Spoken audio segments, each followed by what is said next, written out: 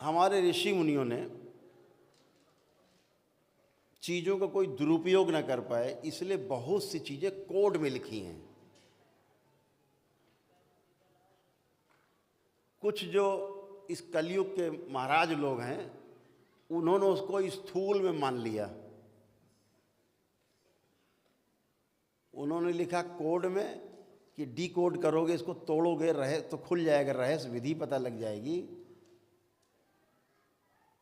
तो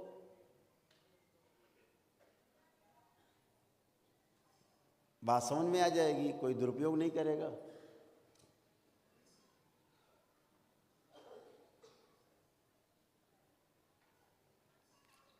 जैसे एक, क्या कर रहे हो भाई तुम?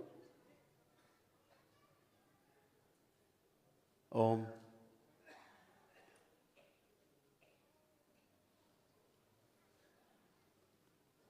एक बार हमारे एक मित्र यहाँ थे, रजिस्ट्रार थे, तो उनके यहाँ एक मुल्ला जी बैठे हुए थे। हम भी पहुँचे तो पहले से मुल्ला जी बहस छड़े हुए थे, और जो रजिस्ट्रार थे पांडे जी, बेचारे गौ भक्त थे और देवराहा बाबा के बहुत ही अभिन्न, कहा जाए, उनके कार्यों में सहभागी थे, और उनके ही पद चिन्हों पे चलना, उनके जो बनाए गए छोटी छोटी नियम थे उनके अनुसार चलना, बड़े साधु प्रवृत्ति के अधिकारी थे। हैं मतलब अभी थे, क्या मतलब हैं ही। तो वो महाराज एक बैठे थे, मौलाना जी, तो उन्होंने कहा कि तुम्हारे ग्रंथ में ये लिखा है, बहस चल रही थी। हमने पूछा भैया काहे इतना गरम गरम चल रहा है माहौल? तो उन्होंने कहा कि ग्रंथ में आपके लिखा है कि जब आपके यहाँ यज्ञ होता था, जब भी यज्ञ होते थे, तो पहले मांस खाना पड़ता था, गौ मांस, और गौ मांस खा करके फिर जब वो गौ मांस खा लेता था, उसके बाद वो यज्ञ करने का अधिकारी होता था, ब्राह्मण। तो ब्राह्मण गौ मांस खाने के बाद ही तभी यज्ञ करते थे। हमने कहा यार बात तो तुम एकदम सही कह रहे हो मौलाना,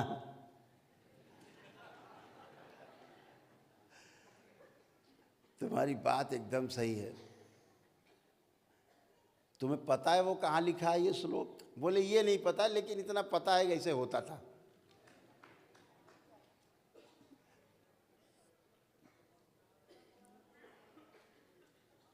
तो हमने कहा मौलाना कभी जाना बाजार में और हठ योग प्रदीपिका खरीदना,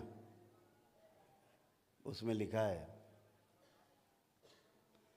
और ये बात सत्य लिखी है कि गौ मांस भक्षण करने के बाद ही कोई ब्राह्मण यज्ञ करने का अधिकारी होता था। लेकिन हमने कहा मुल्ला जी पहले जो लिखा है उसको डिकोड तो करो। तो कोडे पकड़े हो, इसको खोल दो पहले, इसके अंदर असली बात क्या है। ऊपर तो लिखा है मांस भक्षण करते थे, अंदर पढ़ो क्या है, क्या लिखा है क्या, गौ क्या है, गौ मांस क्या है, पता है आपको? तो उसमें साफ साफ लिखा है कि जो ब्राह्मण ध्यान साधना के द्वारा समाधिस्थ हो सकते थे, समाधि में पहुंच सकते थे, समाधि अवस्था में, वह ही केवल यज्ञ करने का राजा जनक के यहाँ अधिकारी था।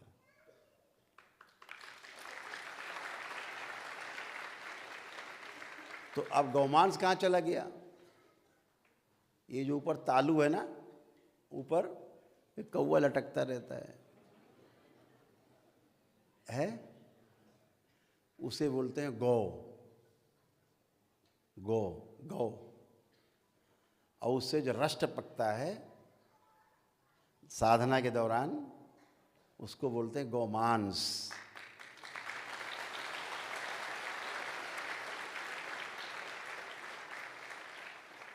और वो तभी टपकता है जब आप इच्छा विचार आशाओं से मुक्त हो जाते हैं, समाधि अवस्था में चले जाते हैं। समाधि का अर्थ है समय आधि, अर्थात समय से पार।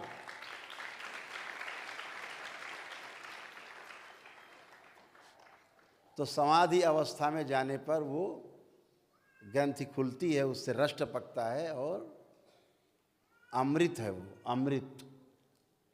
जो ये कर सकता था वो यज्ञ में बैठने का, हवन कराने का, यज्ञ कराने का अधिकारी था। तुमने तो कोड़े पकड़ लिया सीधे सीधे।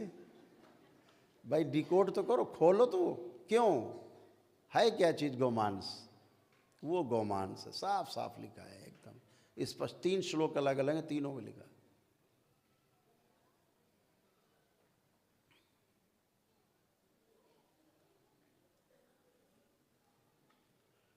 ऐसे ही एक नाम है राधा। करो डिकोड।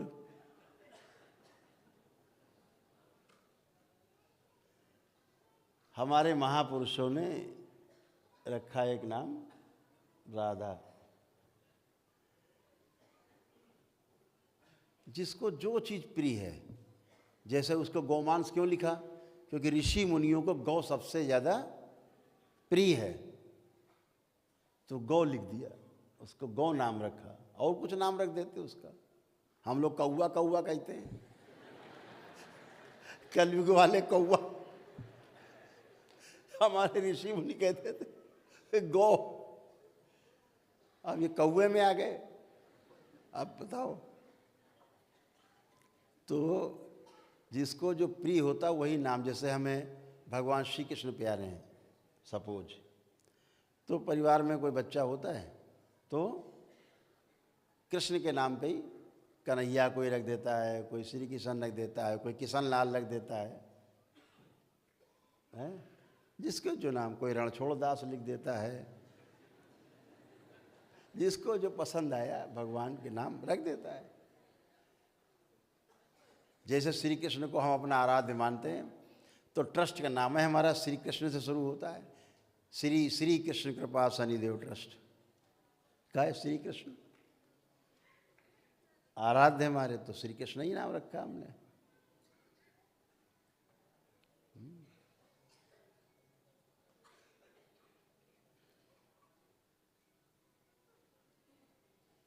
यहाँ स्वामी जी बैठे हमारे साथ 25 साल से पिछले, छोड़ के वृंदावन गोकुल छोड़ के यहाँ आ गए हमारे पास। 25 साल से साथ ही हमारे।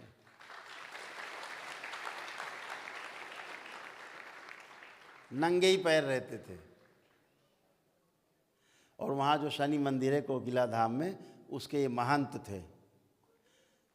लाखों रुपया चढ़ावा महीने में आता था, सब लात मार के चले आए, सब नंगे पैर यहीं आ गए। तब से गए ही नहीं। कहाँ जाएं? आनंद में रहने वाले व्यक्ति हर जगह आनंद में है।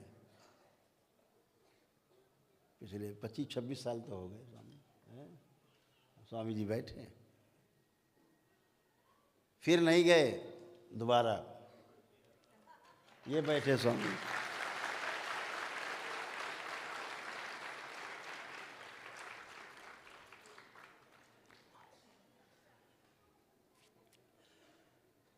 तो हर व्यक्ति जिससे प्रेम करता है वो ऐसा ही नाम बच्चों का रखना, संस्था का रखना।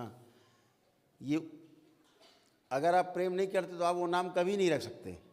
ना बच्चों का नाम रखेंगे, ना संस्था का नाम रखेंगे, आप कुछ भी नहीं रखेंगे। तो ऐसे प्रेमवश ऋषि मुनि जो साधना करते थे, उन्होंने एक नाम रखा राधा। राधा माने क्या? जो हमारी समझ है उतनी हम बात कर रहे हैं भाई, ज़्यादा ज्ञानियों की बात हमें नहीं पता। अपनी बात कर रहे हैं हम लोग। राधा एक बहुत प्यारा नाम है। बोलने में बहुत लगता है कि जैसे कमल से खिल रहे हैं। अच्छा लगता है बोलने में। अरे दिन भर करते हो राधा रमण हरि बोल।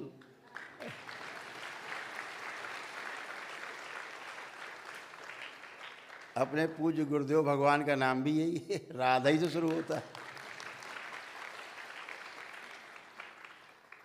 लेकिन हम किस राधा की बात कर रहे हैं, इसको जब डिकोड करते हैं तो जैसे हमने चर्चा की थी अभी पिछले सत्र में, इसको जान लेना आवश्यक है। इसलिए जान लेना और भी ज़्यादा आवश्यक है कि जिस राधा नाम तक का, राधा इस नाम तक का पूरी महाभारत में, पूरी भागवत पुराण में, पूरी श्रीमद् भागवत गीता में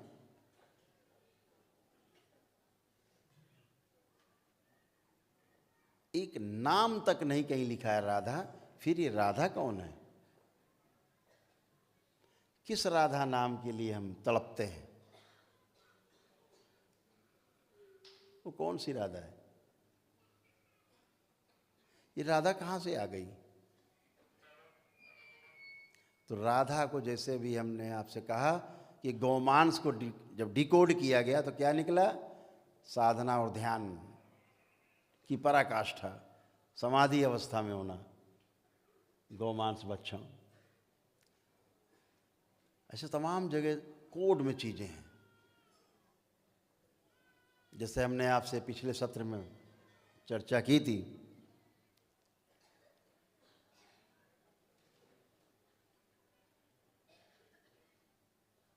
कि रावण खुली आंखों से अपनी नाभि पर विराजता था।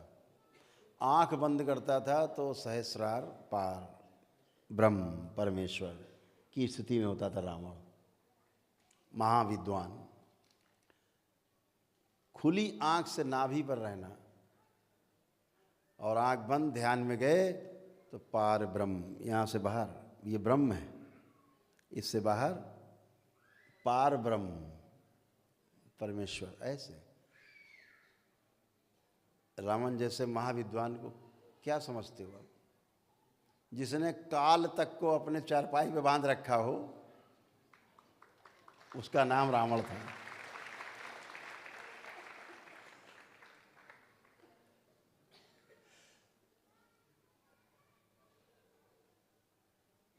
जो पुरोहित बने राम का, उसका नाम रावण था। तो महाविद्वान। तो राम कहाँ विराजते थे? अनाहत चक्र पर, रावण मणिपूरक चक्र पर, राम इसके ऊपर अनाहत चक्र। तो जो रावण था वो 10 दल का कमल कहा जाता है नाभि पे, जिसको आप धीरे धीरे आगे चलेंगे तो समझेंगे, जानेंगे, अनुभव करेंगे। जहाँ पांडित्य पूरा खुल जाता है, वो उस चक्र का नाम है मणिपूरक। तो रावण खुली आंख से यहाँ 10 दल का कमल है। यहाँ क्या है? यहाँ 12 दल का कमल है हृदय क्षेत्र में, अनाहत चक्र पर। तो भगवान राम 12 कला के अवतार थे, रावण 10 कला का अवतार था। वो भी अवतार ही था। जय विजय।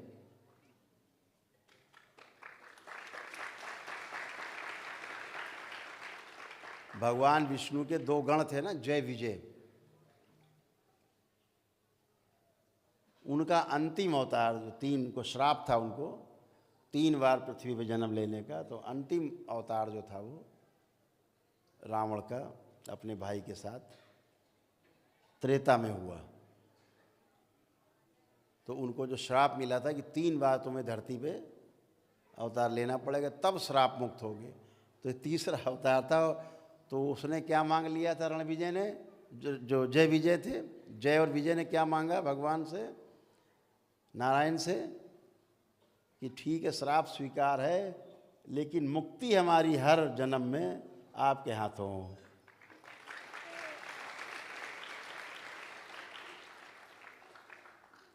तो द्वापर तक चला मामला, द्वापर तक, अंतिम द्वापर में हुआ। अंतिम जो तीसरा जन्म था वो द्वापर में जाकर समाप्त हुआ।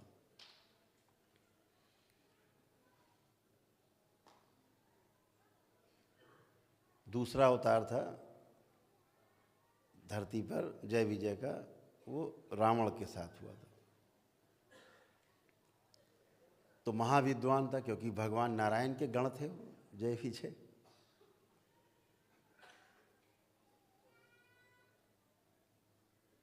भगवान राम 12 कलाओं के अवतार थे, स्वयं नारायण के अवतार थे, तो 12 कलाओं के ज्ञाता थे। यानी खुली आंख से वो यहाँ रहते थे। आपको पता है एक बात राज की, बताते हैं। जब कभी साधना आप करते हैं, मूलाधार से आप चढ़ते हुए ऊपर आते हैं, जब भी आप चलते हैं, अगर कोई जानकार आपको देख ले कि आप साधना में बैठे हैं और इस समय आप अनाहत चक्र पे हैं, केवल ऐसे ऐसे कर दे, यहाँ चाहती ऐसे मार दे, मृत्यु हो जाएगी।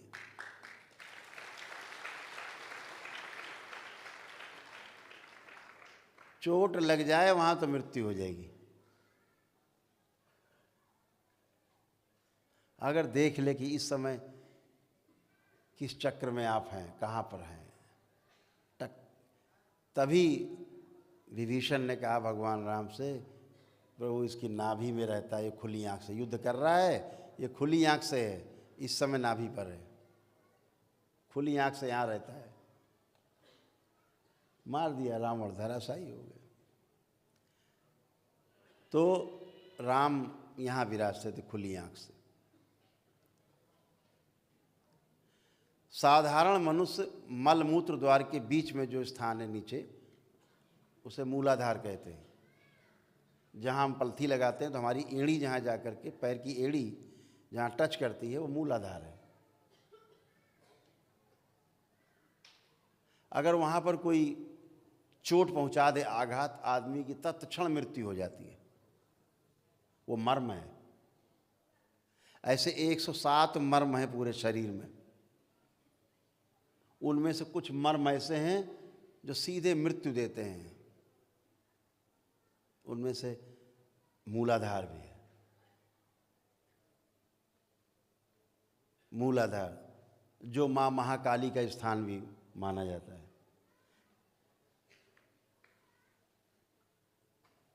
कभी चर्चा करेंगे ना कि माँ के हाथ में खीर क्यों है, माँ के हाथ में खडक क्यों है, माँ के हाथ में दैत्य क्यों है, कटोरा क्यों है माँ के हाथ में।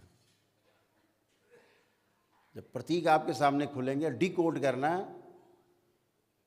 भगवान शंकर क्यों नीचे हैं, एक पैर ऊपर क्यों है माँ का।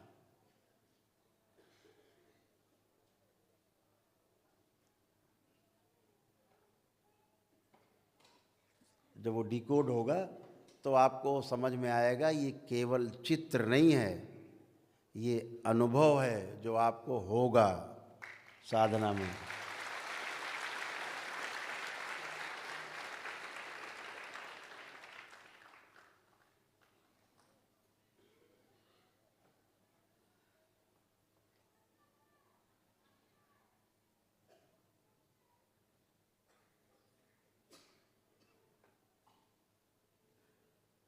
जब कामुकता चरम पे होती है और दो मूलाधार, स्त्री का मूलाधार और पुरुष का मूलाधार एक होते हैं संसर्ग में, उस समय माँ महाकाली नाम की ऊर्जा सक्रिय होती है।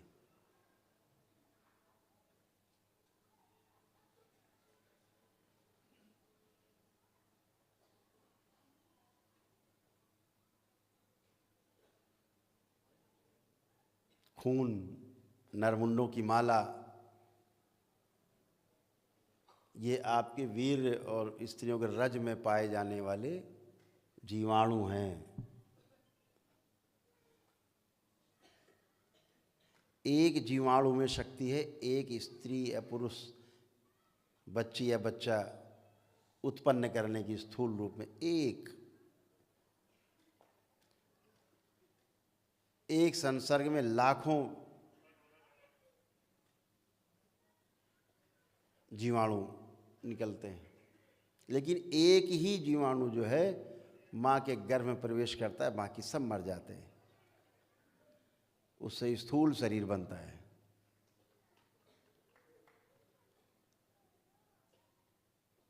तो वो नरमुन्नों की माला है। इतनी हत्याएं होती हैं एक बार स्त्री पुरुष संसर्ग में, लाखों जीवाणु आपके शरीर से निकल के नष्ट हो जाते हैं, लेकिन गर्भ में सिर्फ एक प्रवेश करता है स्त्री के, वो नरमुन्नों की माला है। रक्त यानी तमाम रक्त जब खर्च होता है, लीटरों रक्त, तब थोड़ा सा पुरुष सीमेन बनता है, वीर बनता है।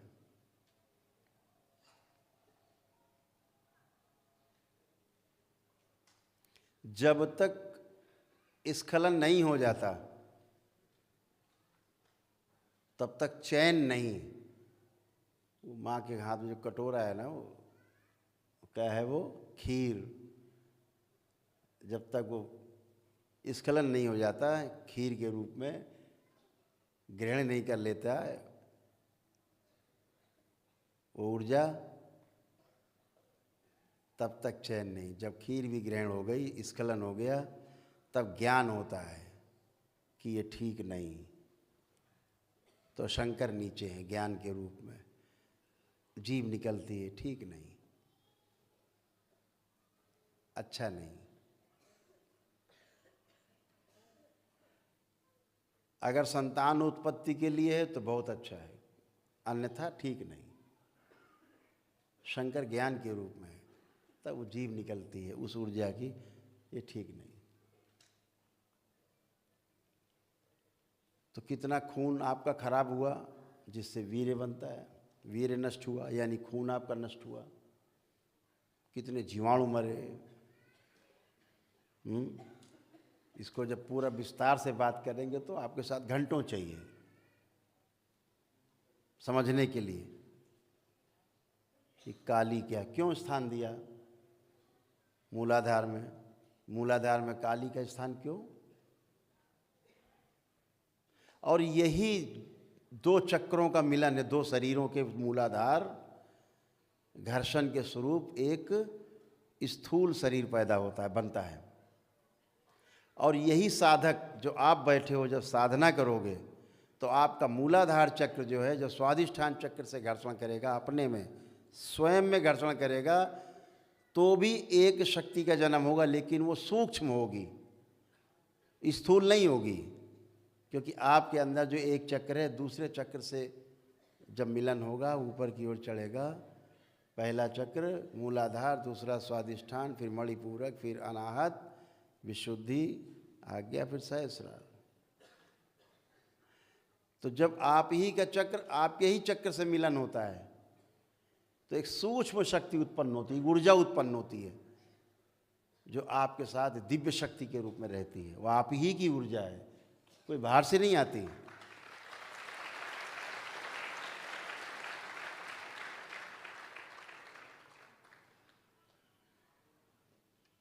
आपके चार शरीर स्त्री और पुरुष के रूप में, पता है?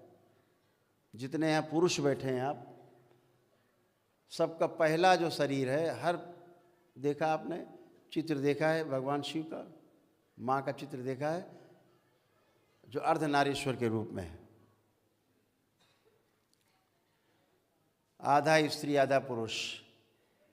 ऐसे हर पुरुष का जो पहला शरीर है वो पुरुष का शरीर है, उसका दूसरा शरीर स्त्री का है, तीसरा फिर पुरुष का है, और चौथा शरीर उसका फिर स्त्री का है। ऐसे स्त्रियों का पहला शरीर स्त्री का है, उसका दूसरा शरीर पुरुष का है, तीसरा फिर स्त्री का है, चौथा पुरुष का है।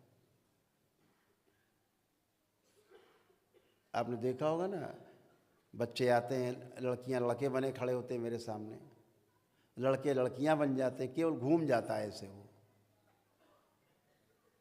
तमाम बच्चे आते हैं, फिर संतान उत्पत्ति नहीं होती, शादी करने का मन नहीं होता। तो पहला शरीर पुरुष का, दूसरा शरीर स्त्री का, तीसरा फिर पुरुष का, चौथा फिर स्त्री का। इसीलिए पुरुष का चौथा शरीर जो स्त्री का है, पांचवा शरीर जिसको हम बोलते हैं ब्रह्म शरीर।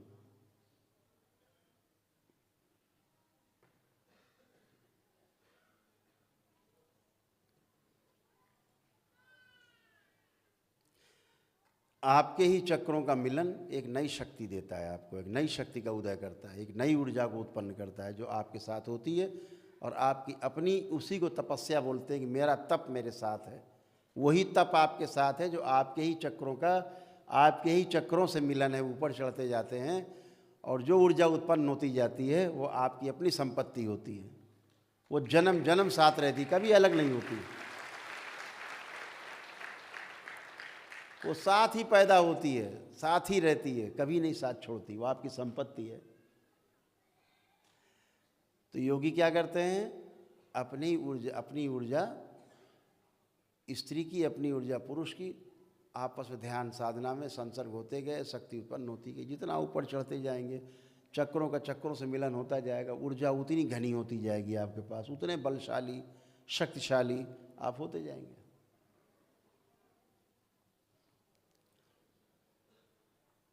तो जब डिकोड करने बैठते हैं, चीज़ों को खोलते हैं, तो समझ में आता, रहस्य टूट जाता है।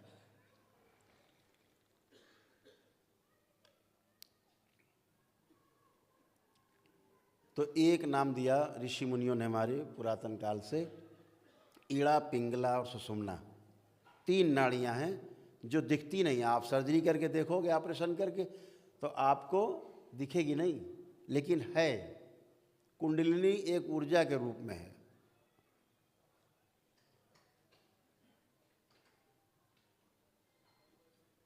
तो जब आपका कुंडलिनी आपकी जागृत होती है और ध्यान साधना के द्वारा आप धीरे धीरे ऊपर की ओर गति करना शुरू करते हैं, तो उस नाड़ी का नाम है, बीच में जो रहती है उसका नाम है सुषुम्ना।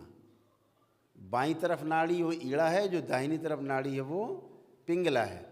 लेकिन जो बीच में है, जिसको क्रॉस करते हुए गति करती है नाड़ी, उसका नाम सुषुम्ना है। सुषुम्ना माने ज्ञान की नाड़ी, जिसमें ज्ञान है, जिसके द्वारा ज्ञान आप प्राप्त करते हो।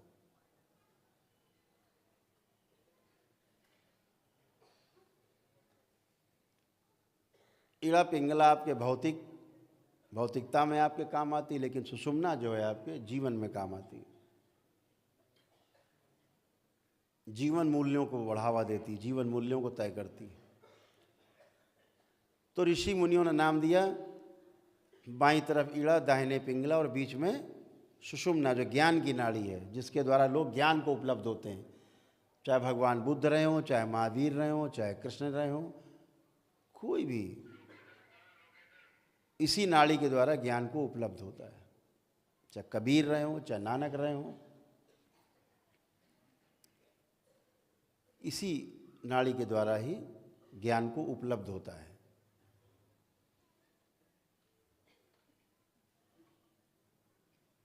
जिसकी जिसमें श्रद्धा, मैंने पहले बताया, वो ऐसे ही नाम रख लेता है, बच्चों के या किसी भी चीज़ों के। कुछ लोगों ने इसका नाम रखा गंगा, जमुना, सरस्वती। गंगा ईड़ा नाड़ी को कह दिया, ठंडी है, ठंडी नाड़ी है, बाईं नाड़ी ईड़ा, दाहिनी पिंगला नाड़ी गर्म है, तो जमुना नाम रख दिया। और जो लुप्त है, नाड़ी दिखती नहीं है, सुषुम्ना, उसका नाम रख दिया सरस्वती। सरस्वती नदी आपको मिलेगी नहीं गंगा जमुना सरस्वती संगम में। गंगा जमुना दिखाई देगी, मिलती हुई सरस्वती गायब है। तो ज्ञान की देवी नाम रख दिया, ज्ञान की देवी सरस्वती। दिख नहीं रही लेकिन है। कुछ महापुरुष आए तो उन्होंने कहा, भाई एक रज है, रजस तत्व है, दूसरी तमस तत्व है जो गर्म है, गर्म नाड़ी पिंगला है, जो ठंडी नाड़ी वो रजस है, और जो बीच की सुषुम्ना है वो सात्विक है, सत्व है। ऐसे रख दिया।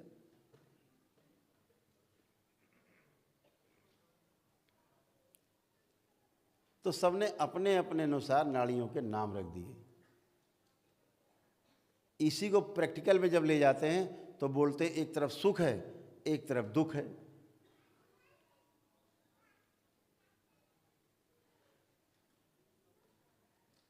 तो बीच में क्या है, सुषुम्ना नाड़ी कहाँ गई इसमें, उसको बोलते हैं आनंद है।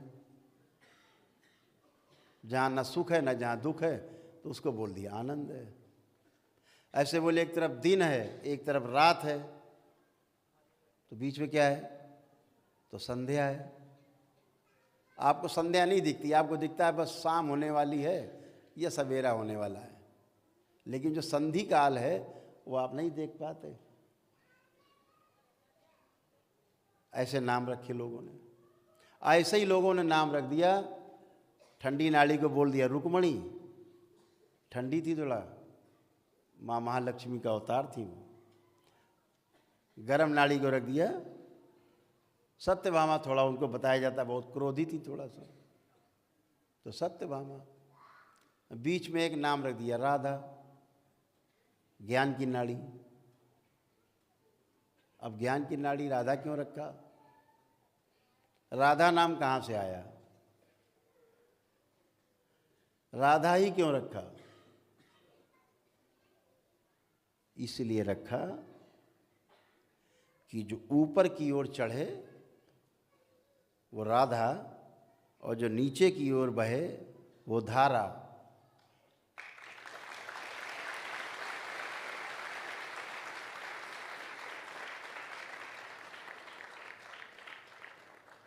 अभी पति पत्नी के रूप में जी रहे हैं, ये धारा है, स्वाभाविक है, प्राकृतिक है, बह रही है, संतानोत्पत्ति हो रही है, सारे कर्म कर रहे हैं, घर के काम कर रहे हैं, परिवार पाल रहे हैं, अपने परिवार को बढ़ा रहे हैं, बच्चों की शादी कर रहे हैं, उनको भी धारा में डाल रहे हैं। धारा में बहना, संतान उत्पत्ति में जाना, वो धारा है, बह रही है निरंतर।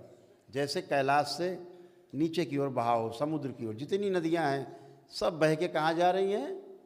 समुद्र में। ये सब धारा है। तो ऊपर से नीचे अधोगामी अगर है तो वो धारा है, और जो ऊर्ध्वगामी है वो राधा है।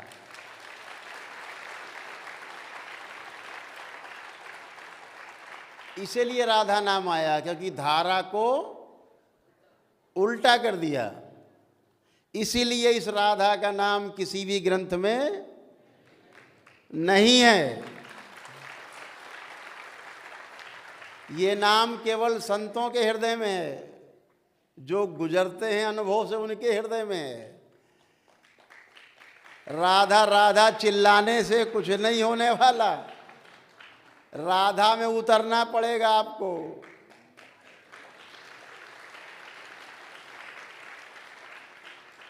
वो राधा है जो ऊपर की ओर गति करती है।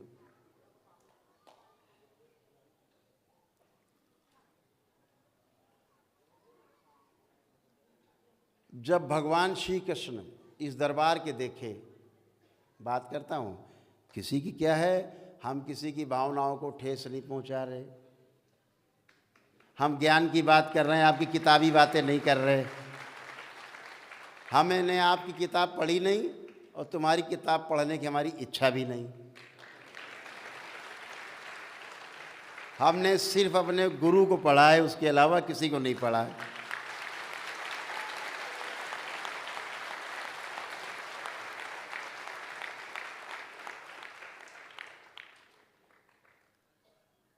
तो राधा वो है जो ऊर्ध्वगामी है, ज्ञान की नाड़ी। सुषुम्ना राधा, जो पति पत्नी संसर्ग में जाते हैं, वो धारा है। तो धारा को उलट दिया, ऊपर की ओर चल पड़े, अपने चक्रों की ओर चल पड़े, अपने ही चक्र से अपने चक्र के मिलन का नाम राधा।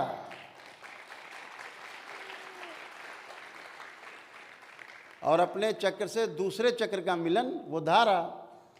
इतनी सीधी बात है, इसमें कौन सा बहुत बड़ा ज्ञान है, छोटी सी बात है।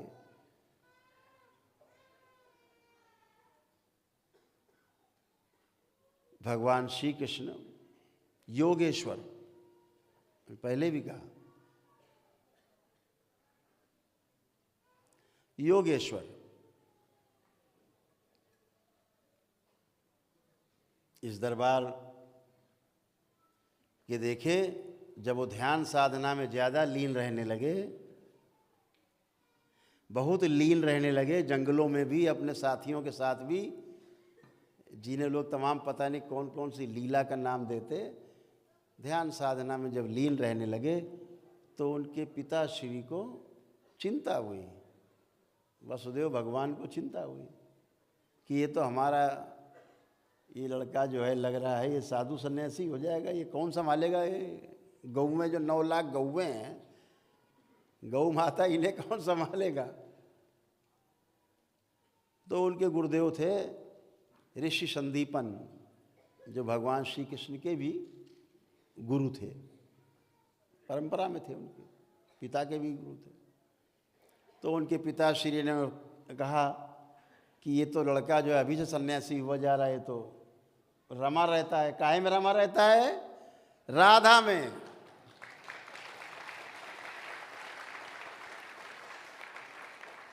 श्री कृष्ण 8 साल की अवस्था से ही किसमें रमे थे? राधा में। शरीर वाली राधा नहीं थी। 8 साल के बच्चा शरीर की राधा से क्या लेना देना? अपनी राधा में मगन थे, ऊर्ध्वगामी थे, योगेश्वर थे वो।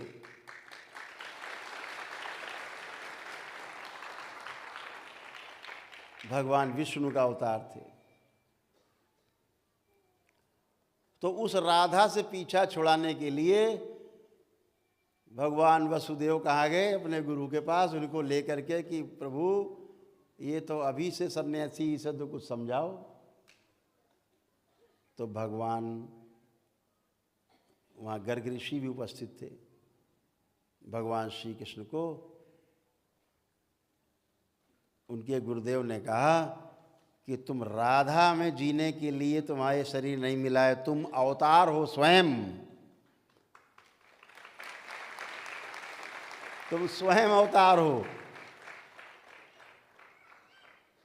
तुम तो खुद ही आधे राधा हो। तुम्हें राधा में उतरने की आवश्यकता नहीं। संसार में जिस काम के लिए आए हो, दुष्टों के विनाश के लिए, तुम्हें धारा में उतरना है। तो उस राधा का परित्याग कराया ऋषि संदीपन ने। पलट करके 115 वर्ष तक,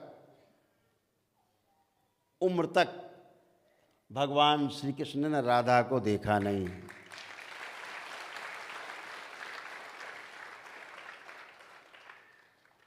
एक 115 वर्ष की उम्र में जब भगवान श्री कृष्ण पहुंचे, तब पुनः से उन्होंने राधा को धारण किया है। क्योंकि धारा के सारे काम उनके पूरे हो चुके थे। तो जो उनके गुरुओं ने उन्हें कहा कि तुम जिस कार्य के लिए आए वो धारा में रह कर के पूरे हो सकते हैं, तुम साधु संत बन कर के ये काम नहीं कर पाओगे। तो धारा में जीना है। धारा में जीना मतलब राजसी ठाट बाट से जीना है, गृहस्थी में जीना है। तो जब काम लक्ष्य पूरा हो गया भगवान श्री कृष्ण का, 115 वर्ष की उम्र, जहाँ पे जब कहा गया कि राधा मिली उनको 119 साल की अवस्था में, मृत्यु के समय। कोई मृत्यु साधारण मृत्यु नहीं थी, धारा की मृत्यु थी, और राधा से मिलन हुआ फिर से।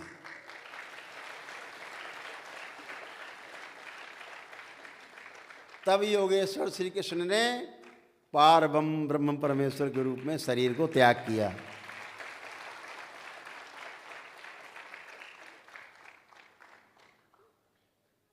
जो हमने देखा वो बताया।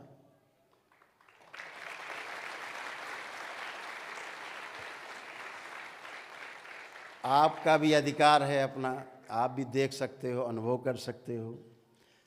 राधा पर बोलेंगे तो हमें कम से कम 7-8 घंटे चाहिए।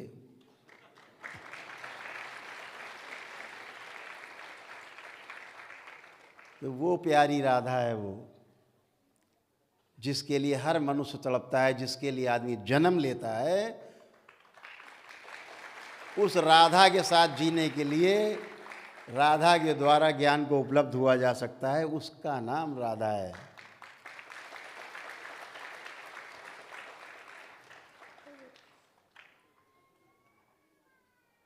कुछ भाई लोगों ने उनको स्थूल में जन्म दे दिया। कुछ ग्रंथों में तो ऐसा लिख डाला है कि भगवान श्री कृष्ण के पास कोई काम ही नहीं था। दिन भर गोपिकाओं के साथ नाचना कूदना, झाड़ी में जाना है, उस झाड़ी में छुपना, इतने काम उनके पास था विचारों के। बहुत महान महान लोग इस देश में पैदा हुए, पता नहीं कौन से ज्ञान चक्षु से देख डाला उन्होंने।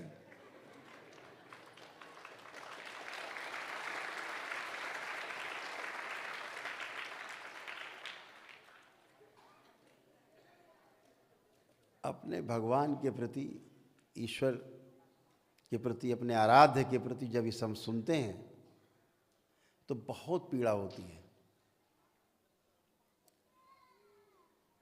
जिसको काम वासना कभी छू भी ना गई हो, उसको काम कला का अवतार बना दिया।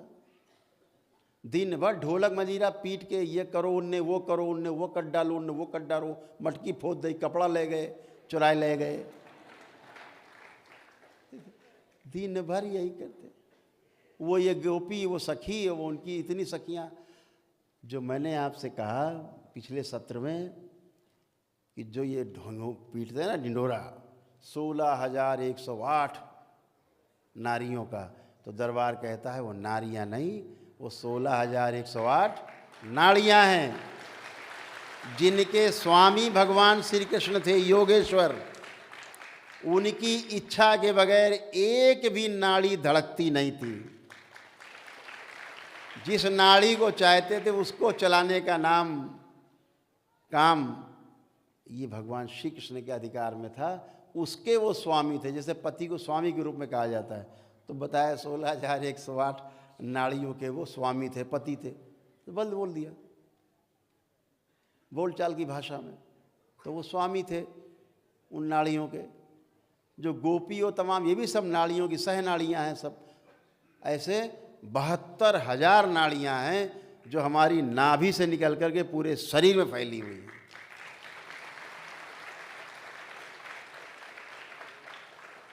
भगवान श्री कृष्ण का इन सब पर एक एक नाड़ी पर नियंत्रण था। और इतने नहीं किया, लिखने वालों ने और आगे लिख डाला। बोले 16,108 उनकी पत्नी थी, रानी पटरानी, और उसके बाद सबसे 10-10 लड़के और एक एक लड़की पैदा हुई। भैया बहुत काम की बात है, सोचो जरा। हमें लगता है गीता, श्रीमद् भागवत गीता, महाभारत पढ़ लो तो लगता 100 जन्म लेके भी पूरा नहीं कर पाएंगे उतना काम जितना भगवान श्री कृष्ण एक जन्म में करके पूरा चले गए, सबको निपटा के पूरे युग को। और वो दिखा रहे हैं भैया इनके पास एक ही काम था, 16,108 नारी, और सबके 11-11 पैदा, बिल्कुल सेट है नियम, 11-11 पैदा हुए। अच्छा ऐसा हो सकता है? किसी की मान लो कुछ धर्म ऐसे हैं, कुछ मजहब हैं जिनमें 4-4 पत्नी रखे हैं उन लोग, तो क्या सबके 11-11 होते हैं? ऐसा लिखा महाराज जी आप लोगों ने, आपको बहुत बहुत धन्यवाद, ताकि लोगों का ध्यान तो आकृष्ट हो। अरे भगवान श्री कृष्ण हमारे आराध्य हैं।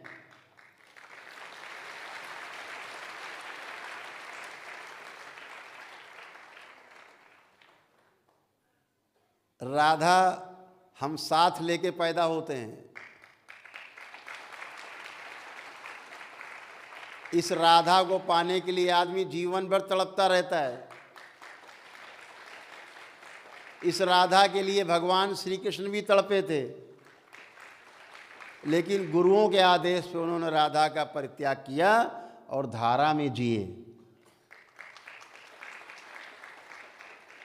अगर वो धारा में नहीं जिए होते तो कहीं कोई रहा माखन चोर कह रहा, कोई रण छोड़ कह रहा, तो कोई ये गोपिका लेके भाग गए, कोई कपड़ा लेके भाग गए, नहा रही थी लड़कियां, ये नहीं लिखा होता। धारा में जिए।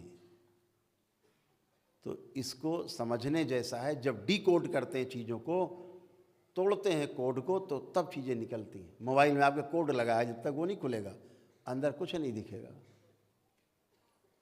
ऐसे ये कोड है। कोड का नाम क्या है? राधा।